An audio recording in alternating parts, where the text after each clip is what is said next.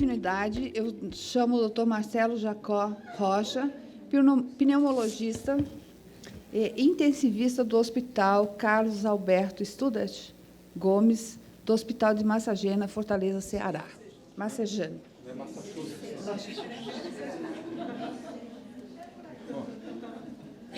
É quase Massachusetts. Alô. Bom dia a todos. Primeiramente, agradecer o convite, dizer que é uma honra participar desse encontro e fazer parte da mesa aqui com o meu ex-chefe, eterno chefe, né? Carlos Carvalho. Então, nós vamos falar aqui sobre pneumotórax e linfângio. É nenhum conflito de interesse em relação ao tema, mas eu queria deixar claro que eu não sou cirurgião torácico, nada contra os cirurgiões, mas eu prefiro ser pneumologista. Mas eu acho que é interessante esse tema vir para a pneumologia também, porque a gente tem pelo menos o conhecimento teórico, né, sobre a conduta em relação ao pneumotórax, para que a gente possa discutir, né, com o cirurgião e tomar a melhor conduta com os nossos doentes. Rapidamente aqui um histórico, né, o pneumotórax espontâneo, que é o que acontece na maioria das vezes na linfângio, ele foi descrito a primeira vez por esses autores, Laennec, né, quem não lembra, é um francês, inventor do estetoscópio. Não é perfeito, né? Ele era cardiologista, não era pneumologista, mas, enfim. E, na sua época, né, a causa principal do pneumotórax espontâneo era a tuberculose. Os sintomas são os mesmos, né, os sintomas do pneumotórax, então, falta de ar, dor torácica, em geral, uma dor pleurítica, ventilatório dependente, e, nos casos mais graves, né, insuficiência respiratória e até choque por comprometimento da função ventricular direita. Então, antes de entrar no pneumotórax associado a linfângio, né, só lembrando, o pneumotórax espontâneo ele é dividido em pneumotórax espontâneo primário e secundário. O secundário é quando você tem uma doença estrutural pulmonar, por exemplo, os cistos da linfângio, que causam pneumotórax. E o primário é aquele em que, a princípio, não existe, por definição, nenhuma doença pulmonar estrutural, né? Será que isso é real? Será que existe? Né? Porque, na verdade, a maioria dos pacientes com pneumotórax espontâneo primário, em geral, você pode encontrar blebs, que são bolhas na região subpleural, então, na verdade, talvez eles tenham alguma doença estrutural. O tabagismo está associado à maior parte dos casos, a gente sabe que o tabagismo é uma causa de doença pulmonar, né? E mesmo os pacientes não fumantes, né, com pneumotórax primário, eles têm bronquiolite respiratória, né? Então, a gente coloca aqui um espectro, né? Talvez, sim, exista um pneumotórax espontâneo primário ou idiopático, em geral, sexo masculino, um homem longilíneo, com 18 anos de idade, quer dizer, jovem, não fumante. Mas tem um outro espectro aqui, que esse aqui também poderia ser considerado um pneumotórax espontâneo primário, mas um homem mais velho, né, tabagista com DPOC, então, provavelmente, ele deve ter doença pulmonar estrutural, né? Interessante que os guidelines europeu, americano, confesso que não vi nenhum brasileiro, eles não indicam a realização de tomografia de rotina na avaliação de pacientes com pneumotórax espontâneo, né?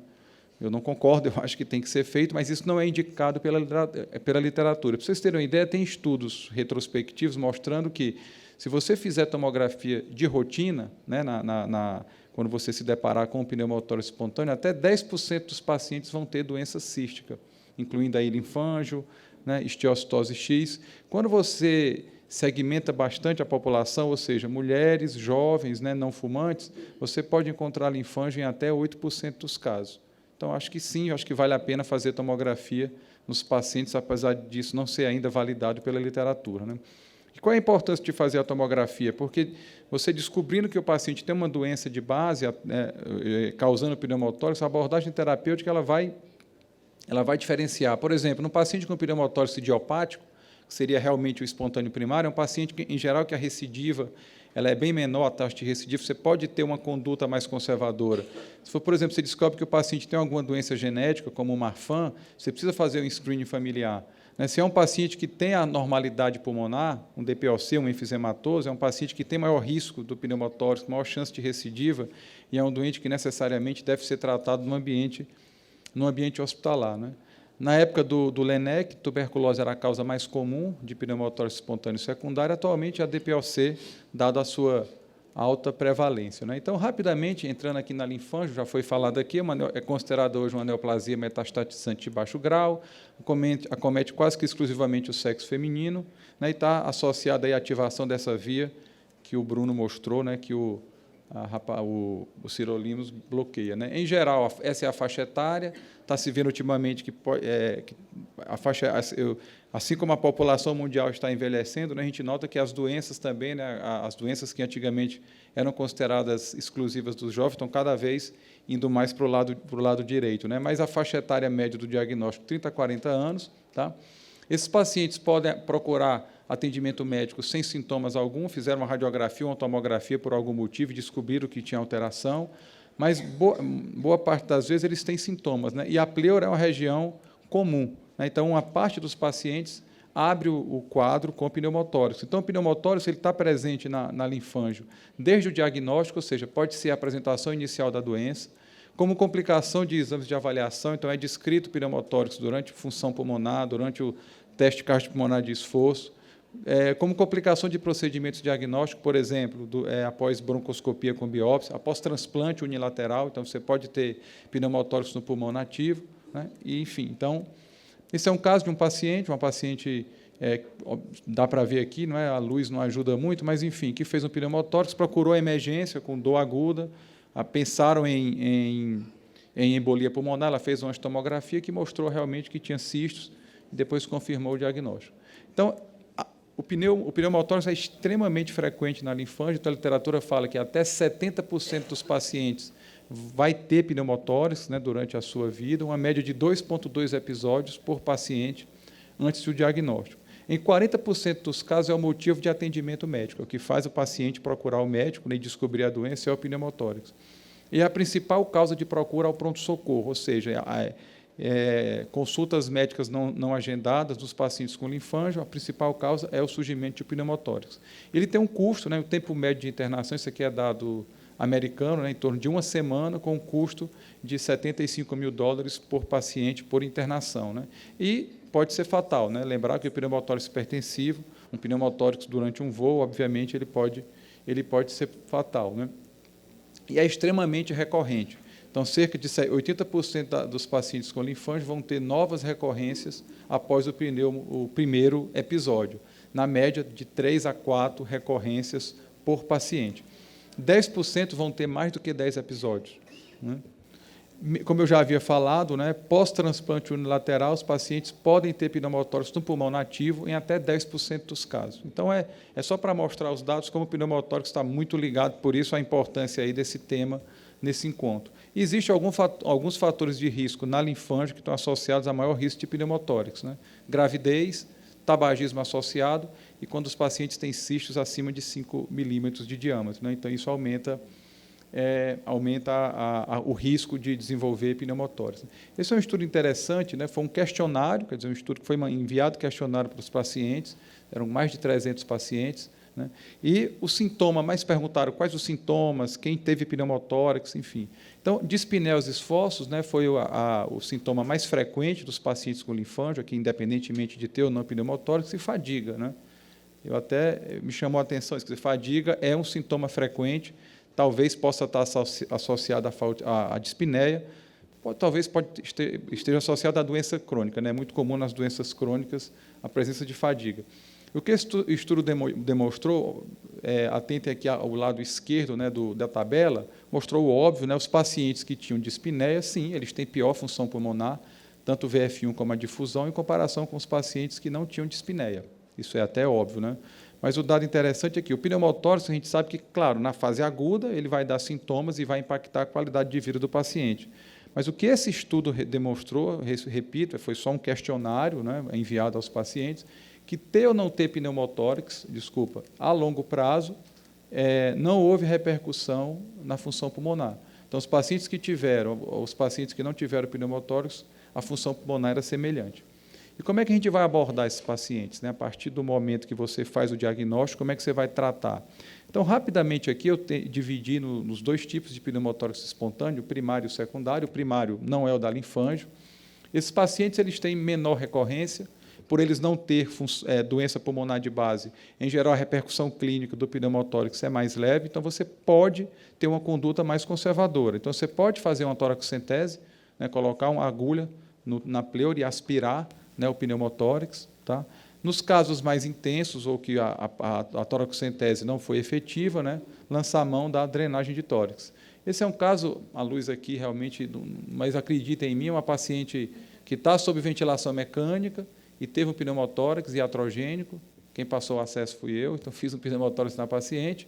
O cirurgião estava no centro cirúrgico, então coloquei uma agulha, a gente tirou mais ou menos 2 litros de ar, né, e foi suficiente. Aqui é o pneumotórax. Acreditem em mim, esse raio-x não tem mais pneumotórax e ela não precisou fazer nenhuma drenagem, né? Então, a toracocentese, como tratamento do pneumotórax, ela pode ser usada. Aqui é só um estudo mostrando isso em pacientes no primeiro episódio de pneumotórax espontâneo, mostrando que fazer uma toracocentese, ou seja, apenas esvaziar o pneumotórax sem colocar um dreno, teve uma taxa de sucesso semelhante à drenagem e uma taxa de recorrência também semelhante à drenagem de tórax. Então, essa é uma estratégia, principalmente para nós clínicos, né, quem não tem aí experiência em colocar dreno, pode lançar mão.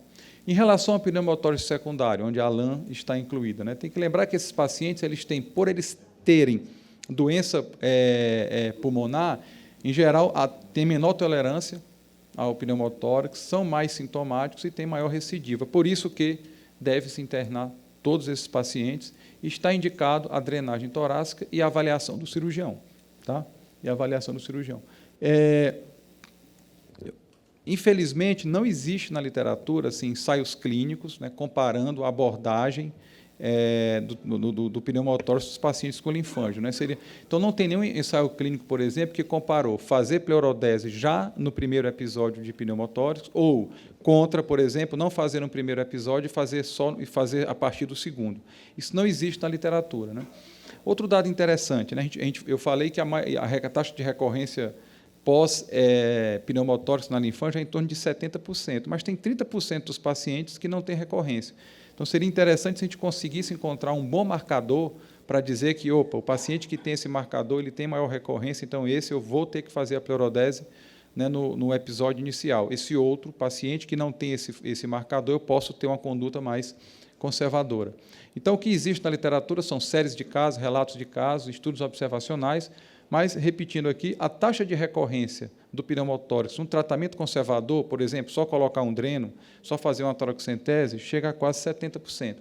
E mesmo as pós-pleurodese, a taxa de recorrência na linfângio é bem alta, né? Chega de 20%, a literatura mostra uma taxa de recorrência de 20% a 30%. Então, o que é recomendado na literatura? Fazer pleurodese já no primeiro episódio. Isso é o recomendado, desde o início, nesses pacientes, já fazer a pleurodese, porque isso diminui a taxa de recorrência de torno de 70% para 30%. E se o paciente já tiver tido uma pleurodese prévia, isso a princípio não é problema, você pode e deve fazer a pleurodese de novo. Vai ser um pouco mais difícil, claro, porque vai ter aderência pleural, mas a literatura mostra que isso não tem impacto na mortalidade nem no tempo de internação dos pacientes. Tá? Então, de novo, mostrando a mesma coisa, né? A taxa nesse estudo aqui foi um questionário também com quase 150 pacientes. A recidiva em um ano no tratamento conservador foi de quase 50%, e nos pacientes submetidos à pleurodese reduziu para em torno de 20%. Então, sim, o tratamento é efetivo, né, diminui a recorrência, mas, mesmo assim, a taxa de recorrência ainda é elevada. Eu sei que não vai dar para ler, mas aqui é só para mostrar, isso aqui é um guideline da Sociedade Britânica, mas ele mostrando que pneumotórax secundário, então, o secundário entra linfângio. Nos pacientes que têm um pneumotórax que eles consideram pequeno, com menos de 2 centímetros, a distância entre a pleura parietal e visceral, ele coloca de novo, né, nesse contexto aqui, usar a aspiração. Então, na abordagem inicial, você não está tranquilo em colocar um dreno, o cirurgião não está presente, a gente pode e deve fazer, por exemplo, uma toracocentese, né, tirar o ar. A recomendação é tirar o máximo possível, pelo menos 2 litros. Né? Isso aí, com certeza, vai diminuir o pneumotórax e diminuir o impacto na qualidade, na função do paciente. E, claro, sempre internar esses pacientes, né? Nunca liberar. E que tipo de pleurodese aqui existe? Né? Então, existem 2 tipos de pleurodese. A pleurodese chamada pleurodese clínica. O que seria a pleurodese clínica? Colocar um dreno no paciente, anestesia local, e por dentro do dreno você colocar alguma substância, uma substância química, que vai induzir uma resposta inflamatória intensa na região pleural e fazer com que a pleura parietal e visceral colhem uma na outra, impedindo ou diminuindo a chance de novos eventos. E a cirúrgica? A cirúrgica, ou seja, é uma cirurgia, né, a Alina até comentou, você faz uma videotoracoscopia, né, faz, em geral, uma bulectomia, então eles tentam procurar se tem alguma bolha, né, isso as doenças como um todo. Se não tiver, existe uma recomendação de ressecar ali uma parte do ápice do pulmão e, em seguida, fazer alguma pleurodese, que pode ser a mesma pleurodese clínica, né, usar as mesmas substâncias, talco, tetraciclina, né? Pode ser por abrasão mecânica, o cirurgião pega uma gase e vai escarificando a pleura, isso gera uma resposta inflamatória, ou através de uma pleurectomia. Tá? Eu vou passar aqui rapidamente, mas, de novo, né, poucos estudos. Tem poucos estudos comparando um método com o outro. Existem alguns estudos, alguns ensaios clínicos, mas com N pequeno. Tá? Eu vou passar direto para o pneumotórax secundário. Então, o que tem na literatura? Eu fiz um resumão aqui. Então, comparando, aqui englobava a casuística tanto pneumotórax espontâneo primário quanto secundário. Tá? Então, se você fizer a pleurodese clínica com talco, colocar um dreno e jogar o talco dentro, versus apenas a drenagem simples, o resultado foi óbvio, né? A recorrência foi bem menor quando se fez a pleurodese em comparação ao dreno. Quando você submeteu esse paciente a uma cirurgia, então fez uma videotoracoscopia com bulectomia mais talco, versus a pleurodese clínica, também a recorrência foi bem menor. Tá? Então, fazer pleurodese com cirurgia foi melhor do que fazer pleurodese sem cirurgia, né? Então, com uma taxa de recorrência bem significativa. E aqui ele submeteu os dois pacientes, os dois grupos à cirurgia, então os dois pacientes faziam videotoracoscopia com bulectomia, só que num grupo ele fazia a pleurodese com abrasão pleural, no outro ele fazia a pleurodese com o talco. O talco foi melhor, tá? 1% de recorrência versus quase 3%, mas não houve significância estatística. Tá? E só a título de curiosidade, existe também a pleurodese clínica com o sangue do próprio paciente.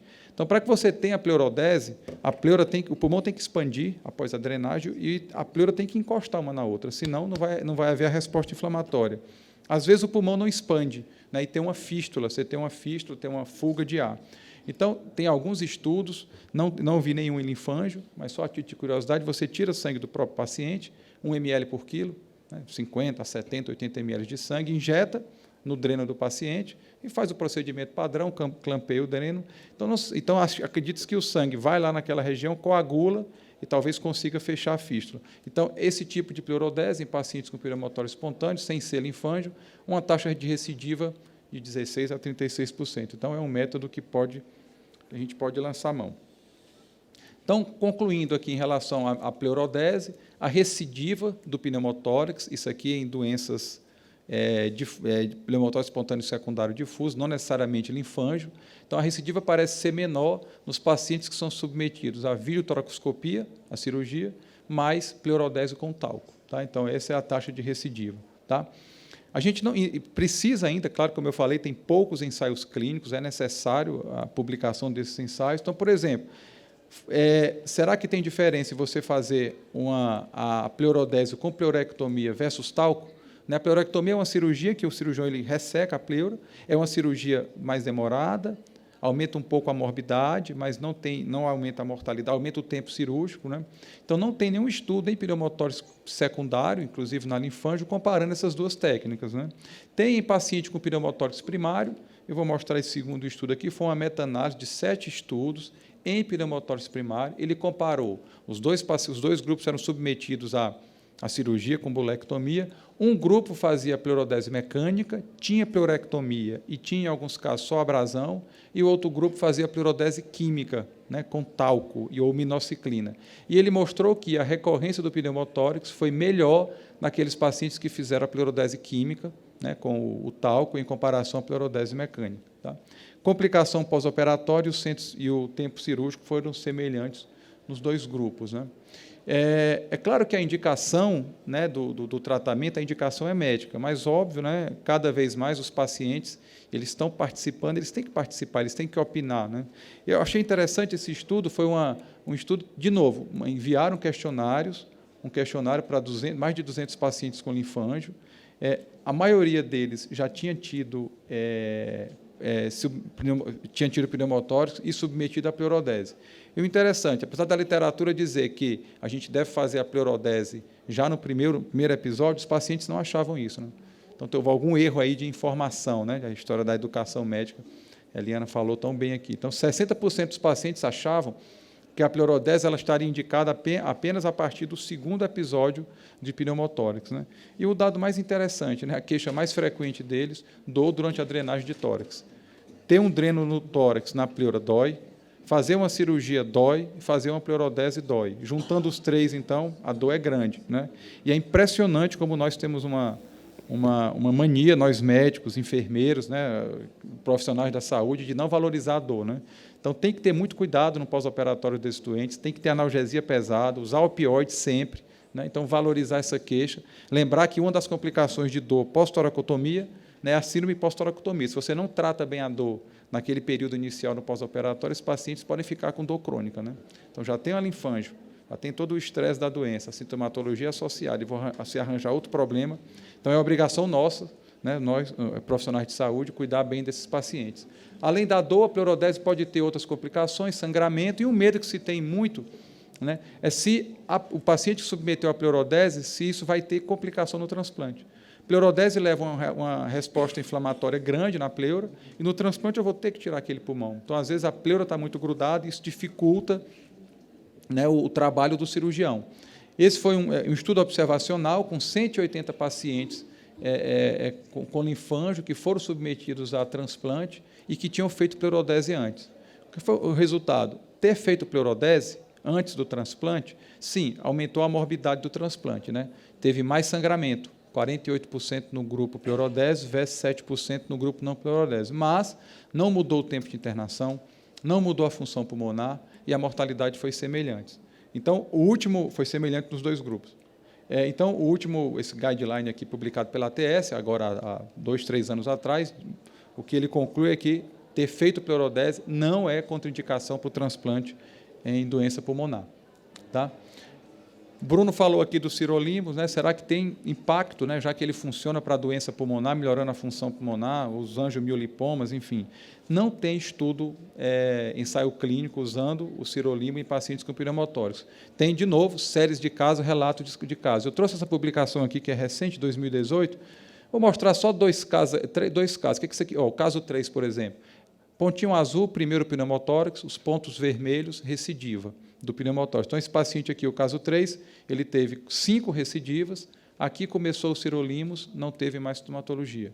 Esse outro, a mesma coisa, o caso 4, o paciente teve 5 recidivas, começou o sirolimus, não teve mais pneumotórax. Aqui teve uma complicação do sirolimus, né, um imunossupressor, o paciente teve tuberculose, e os antituberculostáticos, eles diminuem o nível sérico do sirolimus. Então, o nível sérico caiu bastante aqui, ou seja, era talvez como se o paciente não estivesse usando, e aí ele teve uma recidiva do pneumotórax. E esse outro caso aqui, o caso 2, mais interessante. Teve 2 recidivas, começou o sirolimus, parou de ter pneumotórax, e 1 ano depois foi suspenso a droga, acho que o médico, eu não lembro aqui por quê, mas foi suspenso, e ele teve 3 episódios subsequentes. Então, assim, o dado aqui é muito fraco, né, só um relato de caso, né, nós necessitamos de ensaio clínico, né, para ver o efeito dessa droga no pneumotórax, mas parece, bem entre aspas aqui, que funciona, né? Vou falar agora, para terminar, só 3 curiosidades, né, em relação a pneumotórax e a linfangio. Um deles é a viagem de avião, né? Então, a gente sabe que a pressurização, né, da cabine, ela aumenta o risco de pneumotórax em paciente que tem doença cística, né? Isso é devido à lei de Boyle. Essa lei de Boyle ela versa sobre a associação entre pressão e volume, né? Quer dizer, mudanças de pressão, elas mudam o volume, por exemplo, de um cistos, né? Então, sabe que pode existir aumento de volume dos cistos em até 30%. Né? Os pacientes com doença cística pulmonar que viajem em avião, o cisto pode aumentar em até 30%. Então, isso aumentaria o risco de pneumotórax. Então, isso aqui foi uma análise de 70 pacientes que voaram 180 vezes, são quase 200 voos, né, de pacientes com linfangio. Houve, sim, né, o voo, ele aumentou o risco de pneumotórax, então foram 5 casos de pacientes com pneumotórax, dando aí uma incidência de quase 3%. Né, então, voar aumentou em quase 3 vezes. Mas o que os autores concluem é que é pouco, né, e isso não contraindica os pacientes com linfangio viajar de avião. Claro, orientação médica, né, a gente tem que orientar o paciente, e o principal, se ele tiver com algum sintoma antes de embarcar, piora da falta de ar, surgimento de falta de ar, dor pleurítica, dor torácica, eles não devem procurar o voo, tem que procurar assistência médica para ver se não estão com pneumotórax. Esse outro estudo foi, os pacientes com linfangio, eles têm que fazer, né, a cada 3, 6 meses, uma vez por ano, fazer exames de função pulmonar, e fazer exames de esforço, né? Ou o teste de caminhada, né? Ou um teste cardiopulmonar de esforço. E a gente sabe que durante a função pulmonar, o esforço que se faz é muito grande, né? E essas mudanças da pressão intratorácica pode ser fator de risco para surgimento de pneumotórax, né? Então, isso é uma coorte do grupo do NIH, um retrospectivo, quase 700 pacientes, tá? E eles mostraram que houve a incidência de pneumotórax após função pulmonar e ou teste cardiopulmonar de esforço foi muito baixa, né? Apenas 3 pacientes tiveram pneumotórax. E o interessante, os 3 pacientes que tiveram pneumotórax tinham doença muito leve, um VF1 normal, né? E a difusão normal.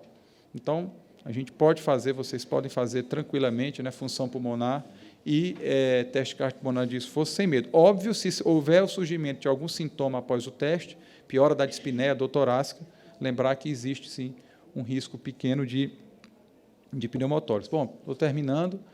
Em relação à broncoscopia, a Alina comentou, né, a broncoscopia é um exame que tem uma boa acurácia, claro, depende da experiência do serviço, mas a literatura fala que a broncoscopia ela pode dar o diagnóstico de linfângio, a biópsia transbrônquica, né, em até 70% dos casos, né? E o interessante é que esse estudo aqui publicado agora em 2018 mostrou que a acurácia foi maior nos casos mais graves. Então, esse autor mostrou o seguinte: os pacientes que a broncoscopia fechou o diagnóstico, veio uma biópsia suficiente, a biópsia foi confirmatória para linfângio, eles tinham uma difusão de 52%. Nos pacientes que a bronco não foi conclusiva, foi inconclusiva, não fechou o diagnóstico, a difusão era bem maior. Então, os pacientes mais graves, parece que a bronco, mais graves, a bronco ela é melhor. Provavelmente pela maior quantidade de cistos, né? Se o doente tem uma doença mais grave, ele tem mais cistos no pulmão, e isso aumenta a chance da biópsia transbrônquica vir material suficiente. E existe um risco de pneumotórax, isso acontece em qualquer broncoscopia, qualquer biópsia transbrônquica, tá? Mas esse risco é pequeno. O que a literatura fala é séries de casos com 0 pneumotórax e algumas com apenas 6%. Então, dá para fazer a bronco com tranquilidade, né? Então, para concluir, então, o pneumotórax é uma complicação extremamente frequente nos pacientes com linfângio, potencialmente grave, quer dizer, existe relatos de fatalidade, né, em qualquer, não só na linfângio, mas em qualquer doença. O tratamento, a literatura recomenda que ele seja feito de forma agressiva, já no primeiro episódio, agressivo lê-se cirurgia, né, com pleurodese, né. Entretanto, é importante, né, lembrando aqui, a recidiva é de 70%, mas tem 30% dos pacientes que não têm recidiva, né. Então, seria interessante a gente identificar fatores de risco de recidiva, que permitiria a gente selecionar melhor qual paciente iria ou não para uma pleurodese inicial, né. Parece que a pleurodese cirúrgica, né, por vitreotoracoscopia associada à pleurodese, né, ao talco, tá, parece que é o procedimento mais indicado e mais efetivo, né. E nós precisamos ainda saber qual é o papel dos sirolimbos, né, se ele realmente tem um papel em diminuir a frequência de pneumotórax nessa população, né? Porque, lembrando, mesmo após pleurodese, né, a recidiva de pneumotórax nessa população chega até 20%, até 30% em algumas séries. Ok? Obrigado.